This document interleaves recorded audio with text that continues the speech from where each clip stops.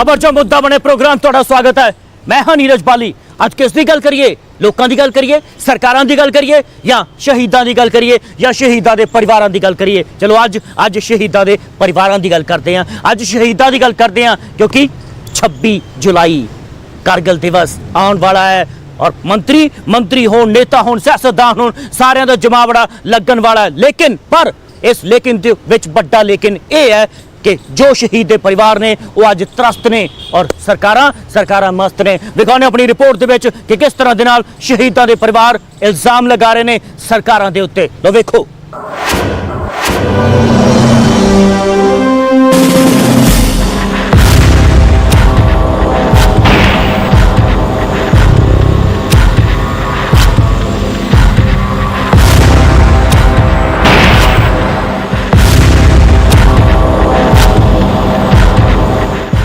साल पहला 1999 ਨੂੰ कारगिल ਦਾ युद्ध ਹੋਇਆ ਜਿਸ ਨੂੰ याद करके हर भारतीय ਦਾ सिर फखर नाल ਉੱਚਾ हो जाता है। जिस ਨੂੰ याद करके हर फौजी ਦਾ हौसला दोगुना हो जाता है। जिस ਨੂੰ याद करके हर उस मां ਦੀ कुख ਨੂੰ सलाम करना बनता है जिस कुख चो जन्मे योद्धियां ने देश की आन बान शान ਦੇ ਲਈ ਆਪਣੀਆਂ ਜਾਨਾਂ ਵਾਰ ਦਿੱਤੀਆਂ।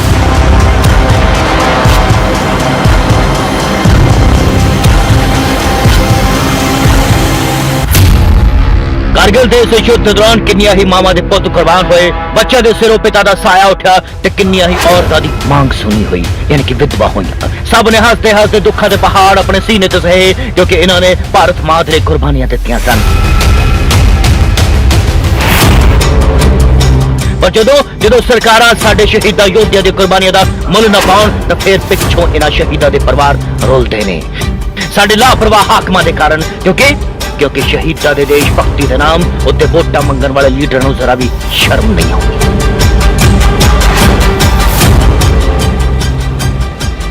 जदों भी किसी मां दा पुत्त फौज जाना चाहता है तो भर्ती दौरान फौज वालों 1 इंच भी घट नहीं लिया जाता। पर जदों वही पुत्त देश के लिए कुर्बान होकर अपनी मां की झोली च परतदा है तो वह किस हालत च आता है वो असीं सब जानते हैं।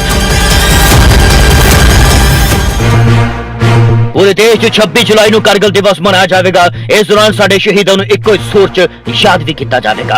हर बार की तरह साडे लीडर वड्डे भाषण भी देंगे। पर असल च इन्हां शहीदों के परिवारों की हालत की है? हालत अज तुहानूं दिखावांगे। सरकारां ते लीडर ने अपने वादे किन्ने को वफा कीते ने वो शहीदों के परिवारों के मूंहों ही सुणाउने आ। लो सुनो। कोई वादा नहीं पूरा होया। कहते ही कि असीं गेट भी बनावांगे, सब कुछ करांगे, बच्चियां नूं नौकरियां भी देवांगे, बेटी नूं भी देवांगे, सानूं कोई पुछदा ही नहीं है।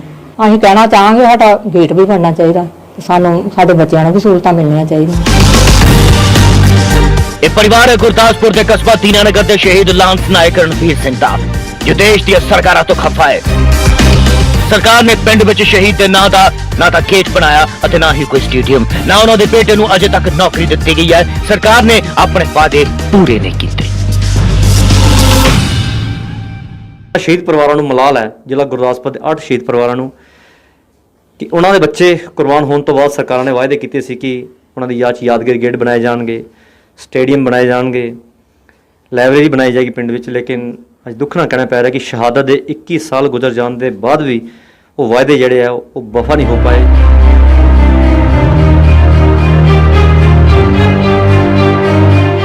सरकारां ते साडे लीडरां ने भावें पिता की कुर्बानी का कोई मुल ना मोड़िया होवे पर उसते जाए हुए बच्चे नूं उसते फकर है, मान है। जिस शहीद ने अपने बच्चे का मुंह तक भी नहीं तकिया। वादे उन्होंने बड़े किए पर पूरा तो कोई भी नहीं होया। सुपना मेरा मैं आर्मी च जाना चाहना ग्रेजुएशन करके, जिद्दां पापा शहीद होए सी मैं भी देश लिए कुछ करना चाहना।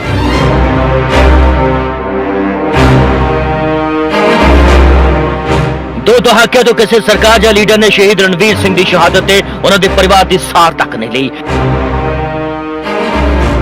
पर जिन्होंने भी कारगिल की जंग का लांस नायक रणवीर सिंह की बहादुरी देखी उसनूं याद करके अज भी उन्होंने खून खौल उठता है। तुसी भी सुन लो साडे लीडरों।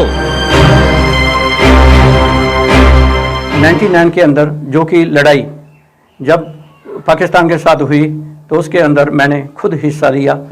ले को जाता हुआ जो कि नेशनल हाईवे रोड है उसके ऊपर पाकिस्तान काफ़ी भारी तादाद में गोलाबारी कर रहा था। वो हाइट के ऊपर थे, हम लोग काफ़ी नीचे थे। वहाँ पर स्नोफॉल भी हो रहा था और स्नो काफ़ी थी और सांस की काफ़ी प्रॉब्लम थी, कठिनाइयाँ ही कठिनाइयाँ थी। फिर भी हमारे बहादुर जवानों ने उन .4875 को यानी काफ़ी बहादुरी से जन के उन पर लड़ाई लड़ी और उसको कैप्चर किया।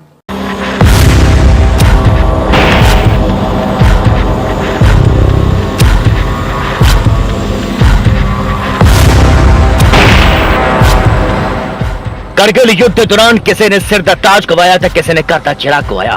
2 दहाके पी चुके ने, पिछो शहीदां दे परिवार दी साडे लीडर ने साथ तक ही खुद कीते वादे भी पूरे नहीं कीते।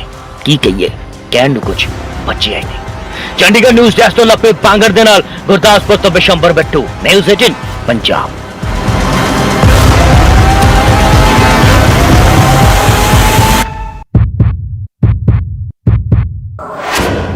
गऊआं दे नाम ते सियासत कोई नवी गल नहीं, सदियां पुरानियां है। गऊआं दे नाम ते गऊआं नूं दित्ता की ये सब विखावांगे इस रिपोर्ट दे विच। गऊआं दे नाम ते गऊआं दे नाल कीता की सब विखावांगे इस रिपोर्ट दे विच।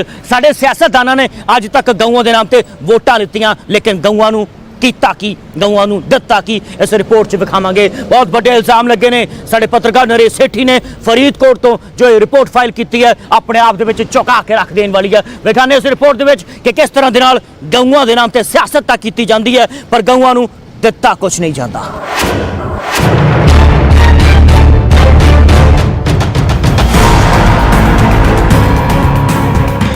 ये तस्वीरें सवाल पूछ रही ने साडे प्रशासन, साडियां सरकारां ते साडे सरकारी तंत्र नूं।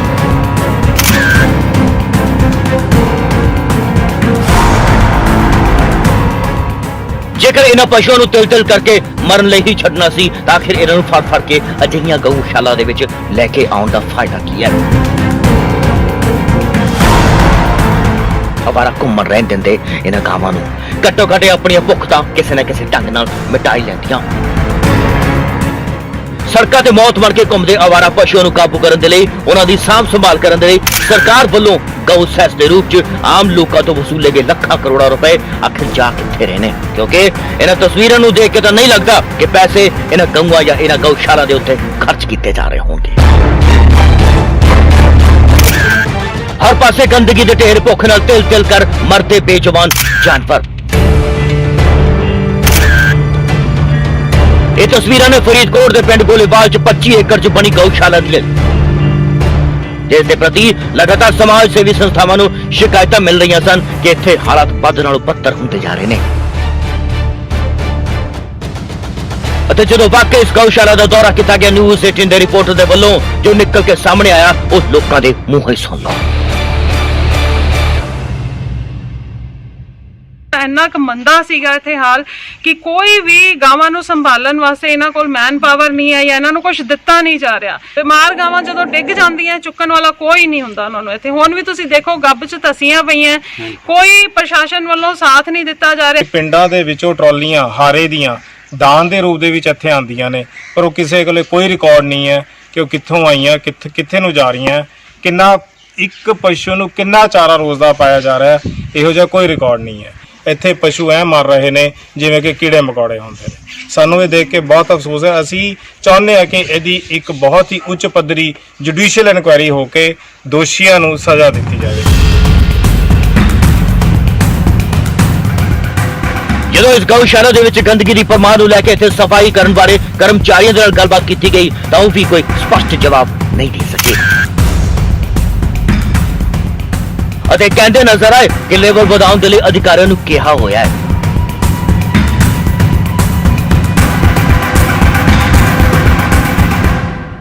मैं खुद जाके एडीसी साहब के जोड़े राजवीर जी मौके से साडियां तनख्वाहां बढ़ा रहे है, उन्होंने मैं रिक्वेस्ट की, मैं कहा सारा एप्लीकेशन जी उत्थे मैं कहा एडीसी साहब तो तुसीं दे दिओ जे पेश कर दिओ। उन्होंने मैनू खास जवाब देता, मैनू आंदा भी तेरी कोई जिम्मेवारी नहीं बनती कि इत्थे आह बराड़ सार आउणगे, उन्होंने आंदा दे के जाणगे एप्लीकेशन, फिर असीं विचार करांगे बंदियां बारे देने आ जां नहीं देणेगे। प्रशासन ने वेखना भी इत्थे की मंदा हाल है।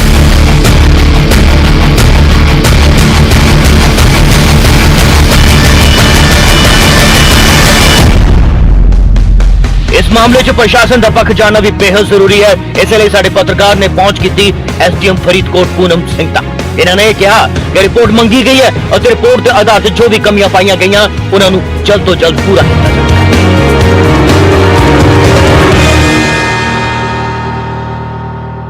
ਮਾਨਯੋਗ ਡਿਪਟੀ ਕਮਿਸ਼ਨਰ ਫਰੀਦਕੋਟ ਜੀ ਦੇ ਵੱਲੋਂ ਡੀਡੀਪੀਓ ਮੈਡਮ ਨੂੰ ਵਿਸ਼ੇਸ਼ ਤੌਰ ਤੇ ਜਿਹੜਾ ਸੀਗਾ ਉਹਨਾਂ ਦੀ ਡਿਊਟੀ ਲਾਈ ਗਈ ਕਿ ਉਹ ਉੱਥੇ ਵਿਜ਼ਿਟ ਕਰਕੇ ਜਿਹੜਾ ਹੈਗਾ ਚੈੱਕ ਕਰਨਗੇ। ਜਿਹੜੀਆਂ ਮੈਮ ਆਪਣੀ ਰਿਪੋਰਟ ਦੇ ਵਿੱਚ ਸਾਨੂੰ ਦੱਸਣਗੇ, ਅਸੀਂ ਜ਼ਰੂਰ ਉਹਨਾਂ ਨੂੰ ਜਿਹੜਾ ਪਹਿਲ ਦੇ ਆਧਾਰ ਤੇ ਸੋਲਵ ਕਰਵਾਵਾਂਗੇ। दरअसल इस खबर ਦੇ ਵਿੱਚ ਵਿਖਾਉਣ ਜਾ ਰਹੇ ਹਾਂ ਸਮਾਰਟ ਗੱਲ ਸਾਡੀ ਨਹੀਂ, ਸੱਤਾ ਦੀ, ਸਿਆਸਤ ਦੀ ਤੇ ਸਿਸਟਮ ਦੀ। ਸਿਸਟਮ ਦੇ ਵਿੱਚੋਂ ਨਿਕਲਦੇ ਤੰਤਰ ਦੀ ਤੇ ਸਮਾਰਟਫੋਨ, ਸਮਾਰਟ ਕਲਾਸਾਂ, ਸਮਾਰਟ ਵਿਦਿਆਰਥੀ ਬਣਾਉਣ ਦੀ ਗੱਲ ਵਿਖਾਣੇ ਇਸ ਰਿਪੋਰਟ ਦੇ ਵਿੱਚ ਕਿ ਕਿਸ ਤਰ੍ਹਾਂ ਦੇ ਨਾਲ ਸਮਾਰਟਫੋਨ ਦੀ ਵਜ੍ਹਾ ਦੇ ਨਾਲ ਇੱਕ ਪਰਿਵਾਰ ਨੂੰ ਆਪਣੀ ਉਹ ਚੀਜ਼ ਵੇਚਣੀ ਪਈ ਜੋ ਉਸ ਦਾ ਰੋਜ਼ੀ ਰੋਟੀ ਦਾ ਜ਼ਰੀਆ ਸੀ, ਸਿਰਫ 6000 ਰੁਪਏ ਦੇ ਬਦਲੇ। ਤੇ ਸਰਕਾਰ ਹੱਥ ਤੇ ਹੱਥ ਰੱਖ ਕੇ ਬੈਠੀ ਰਹੀ। ਇੱਕ ਵਿਧਾਇਕ ਵੀ ਆਏ ਤੇ 2000 ਰੁਪਏ ਦਿੱਤੇ ਨੇ ਪਰਿਵਾਰ ਨੂੰ ਉਸ ਦੇ ਲਈ, ਉਸ ਖਰਚੇ ਨੂੰ ਪੂਰਾ ਕਰਨ ਦੇ ਲਈ। ਵਿਖਾਣੇ ਇਸ ਰਿਪੋਰਟ ਦੇ ਵਿੱਚ ਕਿ ਪੂਰੀ ਕਹਾਣੀ ਆਖਿਰਕਾਰ ਹੈ ਕੀ।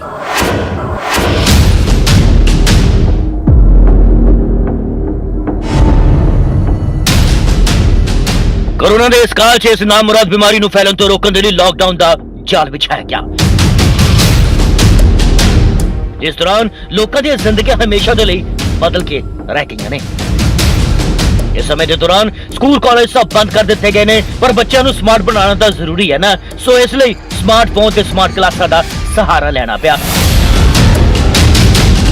पर यह फैसला लेंदे समय साडियां सरकारां ने शायद सोचिया ही नहीं या भुल गईयां कि साडे देश की आबादी च एक बड़ा हिस्सा गरीबी रेखा तो थल्ले जुंदा है, जिन्हां नूं 2 वक्त की रोटी भी मुश्किल दे नाल नसीब हुंदी है। अजिहे जो अपने बच्चों नूं स्मार्टफोन कित्थों लैके देण। पर कहंदे ने ना, अपने बच्चों दे लई मां-बाप किसी भी हद तक जा सकते हैं अते उन्हां दे चंगे भविख दे लई अपनी जिंदगी तक नूं दाग ला सकते हैं। जी हाँ, कुछ अजिहा होया भाजपा शासित सूबा हिमाचल प्रदेश के ज्वालामुखी विधानसभा खेत्र के गुम्मर पिंड विच। जी हाँ, एक गरीब के परिवार के नाल अजिहे हालात पैदा हुए ने। परिवार ने औखे हालातां दे अगे हार नहीं मन्नी अते अपने बच्चों नूं चंगा भविख देण दे लई अपनी कमाई का साधन अपनी गां नूं वेच के बच्चों नूं एक स्मार्टफोन लैके दिता ताकि वो घर विच ही बैठ के पढ़ सकन, बड़ा अफसर बन सके।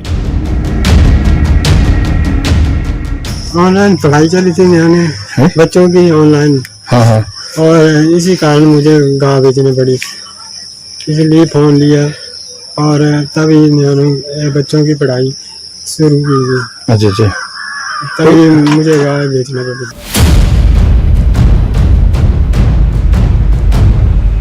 इस पिता दी अखां च अपनी गां नूं वेचण दा दर्द साफ वेख्या जा सकता है, क्योंकि कमाई दा जरिया वो सी। नाल ही वेख्या जा सकता है अपने बच्चों के भविख नूं लैके उसकी चिंता नूं।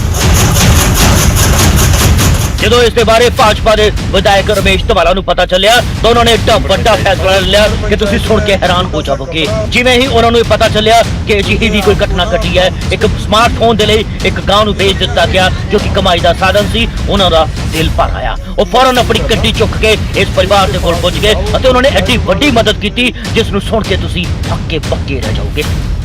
शायद अज तक किसी विधायक ने अजिही मदद की नहीं होगी। इन्हां दे दिल दा दर्द उठिया, इन्हां दे दिल दे विचों ओ टीसा उठियां अते इन्हां ने कढ के 2000 रुपए, जी हाँ 2000 रुपए कढ के उस परिवार की मदद कर दी। जो सरकार की तरफ से मदद होनी चाहिए वो पंचायत के माध्यम से होती है। पंचायत ने ऐसी डिस्पैरिटी या डिस्क्रिमिनेशन की है तो उसकी इंक्वायरी जो है वो एसडीएम साहब और बीडीओ साहब जो वो करेंगे, लेकिन मेरी तरफ से अगर मकान की बात होगी तो उसकी मदद करेंगे। फाइनेंशियली इसकी कोई और ज़रूरत होगी तो इसकी और भी हम मदद जो है वो करेंगे।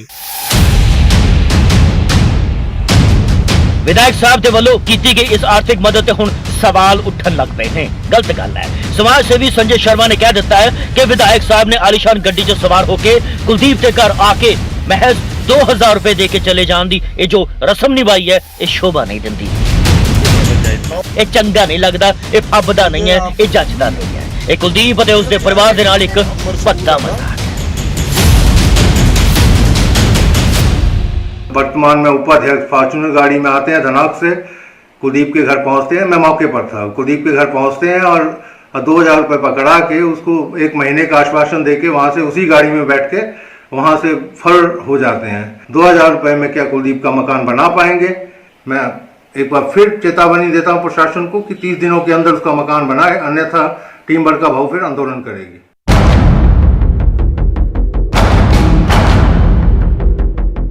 ਕੁਲਦੀਪ ਦਾ ਇਹ ਕਹਿਣਾ ਸਾਡੀ ਵਿਵਸਥਾਵਾਂ ਤੇ ਕਿਤੇ ਨਾ ਕਿਤੇ ਉਸਦੇ ਮੂੰਹ ਤੇ ਤਮਾਚਾ ਤਾਂ ਜ਼ਰੂਰ ਹੈ। ਅਜਿਹਾ ਪਹਿਲੀ ਵਾਰ ਨਹੀਂ ਹੋਇਆ, ਇਸ ਤੋਂ ਪਹਿਲਾਂ ਵੀ ਅਜਿਹੇ ਕਈ ਮਾਮਲੇ, ਕਈ ਚੀਜ਼ਾਂ ਸਾਹਮਣੇ ਆ ਚੁੱਕੀਆਂ ਨੇ ਜਿਨ੍ਹਾਂ ਚੋਂ ਗਰੀਬ ਪਰਿਵਾਰਾਂ ਦੀ ਬੇਬਸੀ, ਲਾਚਾਰੀ ਸਾਫ਼ ਝਲਕ ਰਹੀ ਸੀ।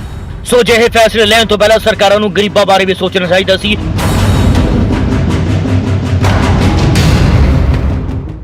ਬਹਰਹਾਲ ਹੁਣ ਵੀ ਸਰਕਾਰਾਂ ਨੂੰ ਅਜਿਹੇ ਗਰੀਬ ਪਰਿਵਾਰਾਂ ਦੀ ਮਦਦ ਲਈ ਅੱਗੇ ਆਉਣਾ ਚਾਹੀਦਾ ਹੈ, ਜੋ ਇਹਨਾਂ ਗਰੀਬ ਪਰਿਵਾਰਾਂ ਦੇ ਬੱਚੇ ਕਿਸੇ ਤੋਂ ਪਿੱਛੇ ਨਾ ਰਹਿ ਜਾਣ, ਉਹ ਵੀ ਸਿਰਫ ਇਸ ਲਈ ਕਿ ਉਹਨਾਂ ਦੇ ਕੋਲ ਸਮਾਰਟਫੋਨ ਨਹੀਂ ਹੈ। ਚੰਡੀਗੜ੍ਹ ਨਿਊਜ਼ ਡੈਸਕ ਤੋਂ ਲਪੇ ਪਾਂਗੜ ਦੇ ਨਾਲ ਡੇਰਾ ਤੋਂ ਬ੍ਰਜੇਸ਼ਵਰ ਸਾਕੀ, ਨਿਊਜ਼ 18।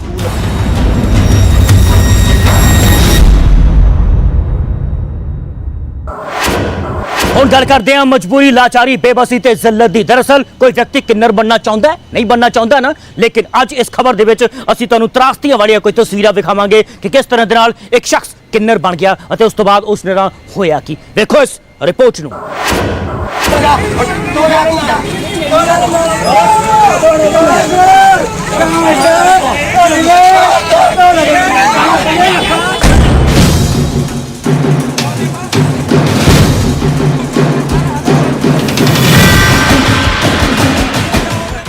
शरे बाजार एक शख्स पे हुंदी है कुटमार।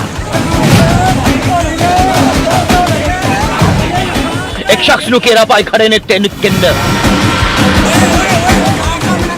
पहला पुट्टे बाल ते फिर लत्ता मुक्की। कसुन्ना दी बरसात ते फिर इस शख्स का पीछा करते नजर आउंदे ये 3 किन्नर। ये हाई वोल्टेज ड्रामा देखने को मिलिया नाभा विखे।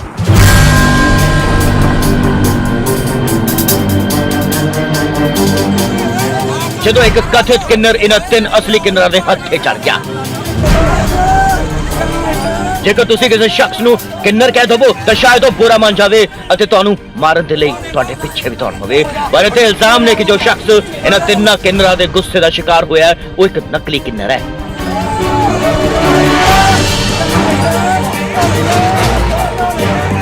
ਜਿਸ ਨੂੰ ਪਹਿਲਾਂ ਵੀ ਇਹਨਾਂ ਵੱਲੋਂ ਕਾਬੂ ਕੀਤਾ ਗਿਆ ਸੀ ਅਤੇ ਇਸ ਨੇ ਲਿਖਤ ਰੂਪ 'ਚ ਮਾਫੀ ਮੰਗੀ ਸੀ, ਪਰ ਇਹ ਆਪਣੀਆਂ ਹਰਕਤਾਂ ਤੋਂ ਬਾਅਦ ਨਹੀਂ ਆਇਆ। ਕਿਹਾ ਤਾਂ ਕੁਝ ਅਜਿਹਾ ਹੀ ਜਾ ਰਿਹਾ। ਹੁਣ ਆਖਿਰਕਾਰ ਇਸ ਨੂੰ ਰੰਗੇ ਹੱਥੀਂ ਵਧਾਈ ਮੰਗਦੇ ਹੋਏ ਇਹਨਾਂ ਕਿੰਨਰਾਂ ਨੇ ਕਾਬੂ ਕਰ ਲਿਆ ਤੇ ਫਿਰ ਇਸ ਦੇ ਸਾਰੇ ਬਾਜ਼ਾਰ ਕੁੱਟਮਾਰ ਕੀਤੀ। ਇਹ ਜਿਹੜਾ ਮੁੰਡਾ ਸੂਟ ਪਾ ਕੇ ਫਿਰਦਾ ਵਾ, ਠੀਕ ਹੈ ਨਾ, ਦਲੱਦੀ ਦਾ ਮੁੰਡਾ ਸੀ, ਉਹ ਤੋਂ ਥਾਣੇ ਤੋਂ ਲਿਖਾਇਆ ਹੋਇਆ ਹੈ, ਉਹਨੇ ਖੁਦ ਲਿਖ ਕੇ ਦਿੱਤਾ ਆ ਕਿ ਮੈਂ ਸੂਟ ਪਾ ਕੇ ਨਾ ਤੇ ਵਧਾਈ ਚੱਕਾਂਗਾ ਨਾ ਮੈਂ ਕੋਈ ਇਦਾਂ ਦਾ ਕੰਮ ਕਰਾਂਗਾ, ਖੁਸ਼ੀਆਂ ਵਾਲਾ ਕੋਈ ਵੀ ਰੋਲ ਨਹੀਂ ਕਰਾਂਗਾ। ਇਹ ਮੁੰਡਾ ਹੋ ਕੇ ਸਾਡੇ ਪਿੰਡ ਮੰਗਦਾ ਹੈ, ਰੋਜ਼ ਵਧਾਈਆਂ ਚੱਕ ਕੇ ਲੈ ਜਾਂਦਾ, ਰੋਜ਼ ਕੋਈ 11,000 ਲੈਂਦਾ, ਕਿਤੇ ਕੋਲ ਕੁਝ ਲੈਂਦਾ, ਕਿਤੇ ਕੋਲ ਕੁਝ ਲੈਂਦੇ। ਉਹ ਜਜਮਾਨ ਸਾਨੂੰ ਕਹਿੰਦੇ ਨੇ ਉਹਨੇ ਪਰੇਸ਼ਾਨ ਕੀਤਾ ਹੈ। ਕੋਈ ਵਧਾਈ ਨਸੀਬ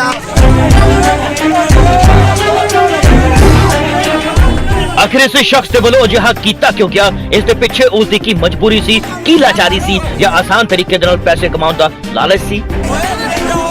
ये तां जांच तो बाद ही साफ हो पावेगा अते इस मामले च जांच कीती जा रही है। किन्नरां दी जिहड़ी लड़ाई होई है ना चों मतलब ਉਹ ਦੋਸ਼ ਲਾ ਰਹੇ ਨੇ ਵੀ ਕੋਈ ਨਕਲੀ ਕਿੰਨਰ ਬਣ ਕੇ ਜਿਹੜਾ ਹੈਗਾ ਲੋਕਾਂ ਦੇ ਵਿੱਚ ਵਿਚਰ ਰਿਹਾ ਹੈ, ਉਹਨਾਂ ਨੂੰ ਵਧਾਈਆਂ ਮੰਗ ਰਹੇ ਹੈ। ਉਹਦੇ ਕਰਕੇ ਉਹਨਾਂ ਨੇ ਇਤਰਾਜ਼ ਪ੍ਰਗਟ ਕੀਤਾ ਤੇ ਇਸੇ ਨੂੰ ਲੈ ਕੇ ਉਹਨਾਂ ਦਾ ਲੜਾਈ ਝਗੜਾ ਹੋਇਆ ਸੀਗਾ। ਕਾਰਵਾਈ ਦੀ ਪੜਤਾਲ ਕਰ ਰਹੇ ਹਾਂ ਵੀ ਜੋ ਵੀ ਹੋਇਆ ਪੜਤਾਲ ਦੇ ਵਿੱਚ ਸਾਹਮਣੇ ਆਇਆ।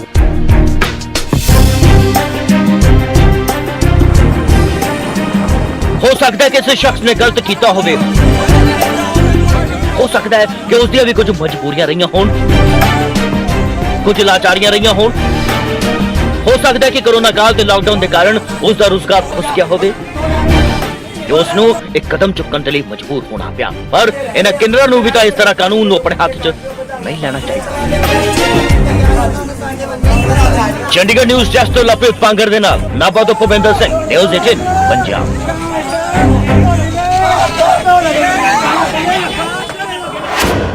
खबर जो मुद्दा बने प्रोग्राम आज बस इन्ना ही। नवीं ते ताज़ा खबर वेखण दे लई वेखते रहो न्यूज़ 18 पंजाब, हरियाणा, हिमाचल। मैनू यानी कि नीरज पाली नूं दिओ इजाजत। कल मिलते हैं इसे वक्त इसे प्रोग्राम च। वक्त याद है ना 9:30 बजे, याद रखना।